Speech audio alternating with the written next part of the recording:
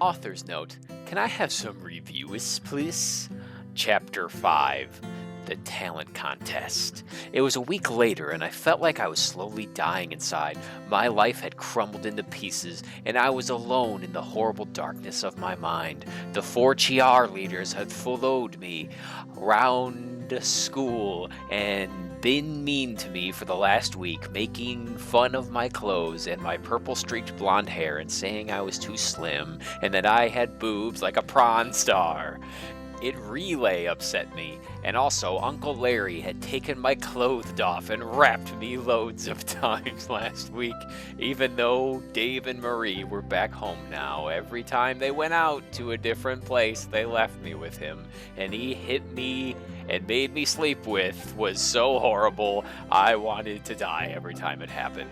Edward Cullen stared at me whenever he saw me at school, but I just anchored him and pretended he wasn't there. I was so embarrassed about what had happened, and I hated him for the way he made me feel and the fact he was a cheater and an ass. I would probably have ended my life that week if it hadn't been for my lovely new friends Abigail, Rochelle, and Tiffany, who were all totally cool and helped me fight off the evil cheerleaders. I hadn't told my friends about Uncle Larry and Udard, but it was nice to have some Pio who liked me anyways. I sat in the cafeteria with them at lunch. Tiana, are you doing the talent contest tonight? Rochelle asked me. No way, I'm not good enough, I said shyly. OMFG, are you kidding? You're an amazing singer. You're the best I've ever heard, no joke, shouted Abigail. Thank you, but you're just being nice. I'm not that good, and even if I was, I wouldn't perform. I mean, I hardly want to contract more attention to myself than I already have. The whole school is already talking about me, saying, wow, a freak I am. I just want to be an average person. Come on, Tia, you have to do it, Tiffany said. Jessica and Bella and the cheerleaders win every time with their dumb dance routine. It is so annoying. They aren't even talented. Someone needs to teach them a lesson, hon. I don't know, maybe. I plimpled mutely, but I had no intention of actually doing it. Later on, me and my friends sat in the crowd and watched the contest. The cheerleaders did their dance routine, and they weren't that awesome. They were just wearing slutty cloths so all the guys could stare at them, and because they were popular, no one was allowed to say they sucked. At the end, Bella ran into Edward's arms, and I felt flames of jealousy burning up inside me. They kissed for a long time, and although he looked at me the whole time, I still wanted to cry and scream. The principal caked up on stage and said, "Hey."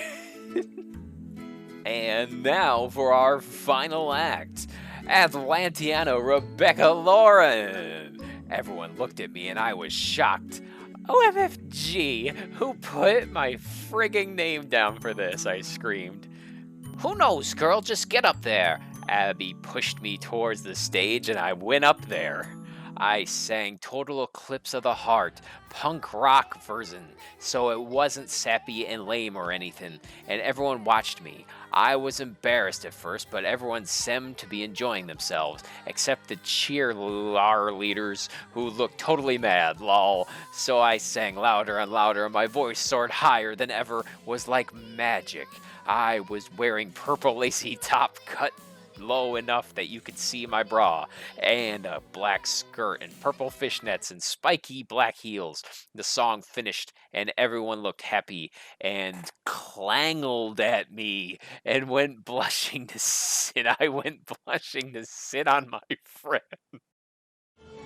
The insidious flying butt pliers.